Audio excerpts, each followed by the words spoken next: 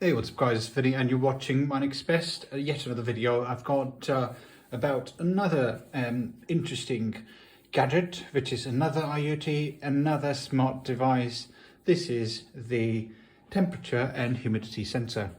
This is again also powered by this Tuya application, Chinese I suppose, but it does work with Smartlife. If you've been using Smartlife, this is the device for you.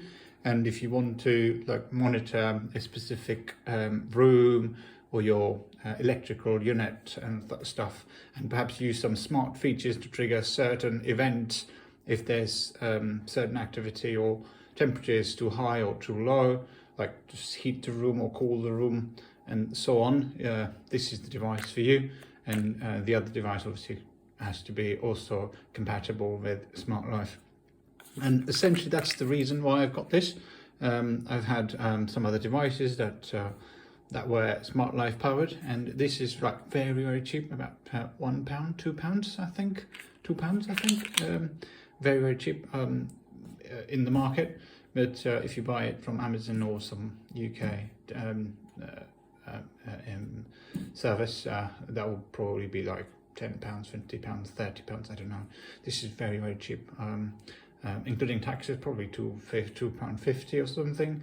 But yeah, it does the job, and it obviously provides you what you need in terms of your requirements. And yeah, that's pretty much kind of a summary of what this device is capable of. I wish our UK manufacturers were prompt enough to sort of manufacture stuff like this in the UK.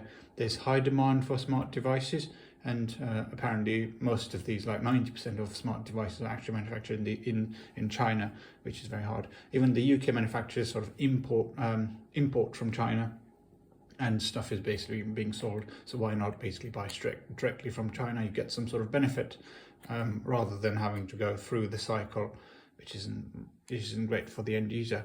But anyway, that's really my thinking. There may be some other point of view, and if you have, please do drop that in the chat. I'm happy to take some questions or comments in that sense, although I probably could be going into some controversial topics and stuff.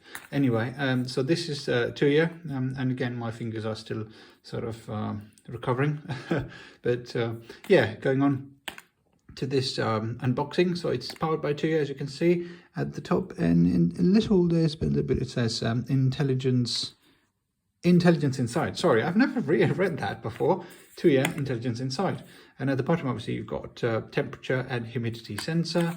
At the back you've got some spec battery, DC 3V LR03, and temperature detection accuracy ±, 0.3, temperature detection range 10 to 50 degrees, humidity detection range, there's something over there, humidity detection accuracy ±3%, and housing material ABS plastic as standard.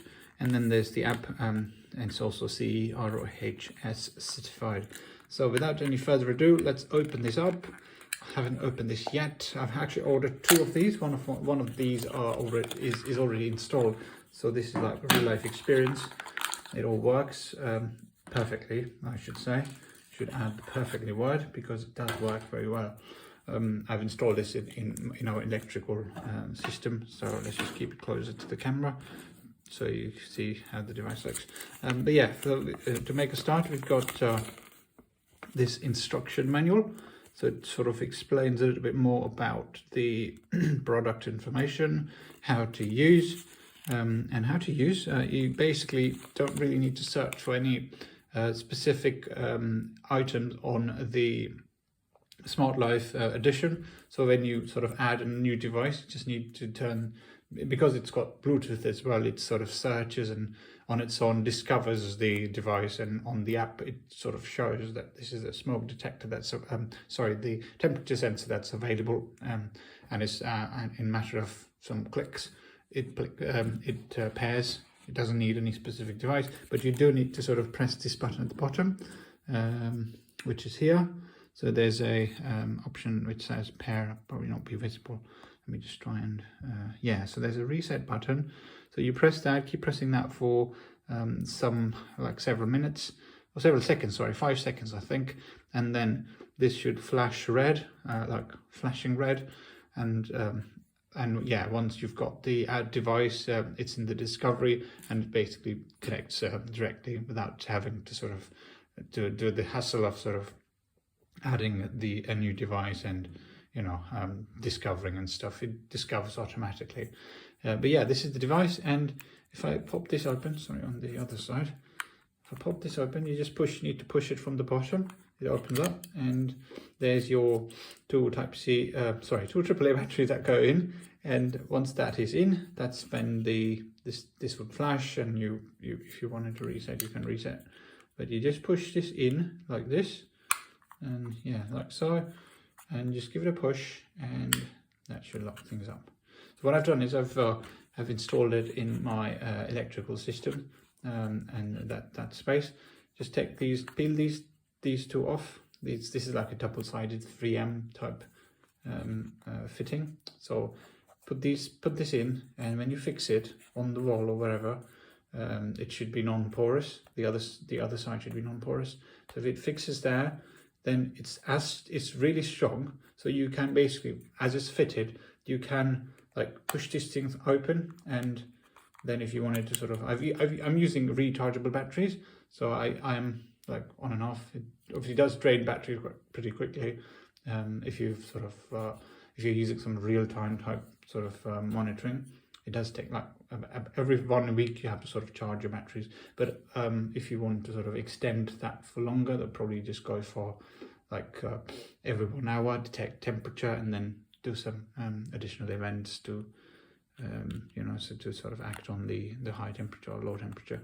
But yeah, so at the moment my battery is like, the other device has battery about medium, so it should probably last a couple of weeks. I'm hoping at least a week to the minimum, but then I have to charge that as well. So there is a battery drain. I'm not say problem, but it depends on your requirements. So if you are doing a real-time type thing, it would probably start to drain more.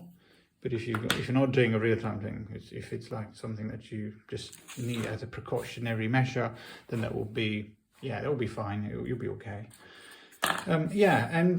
That's really all there is on the temperature and humidity sensor. You could install it in your bathrooms as well. That's a very good place for this installation, I think.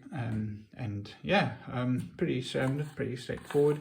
And you can obviously use the smart features and sort of trigger certain events based on the temperature sensing and sort of notification as well.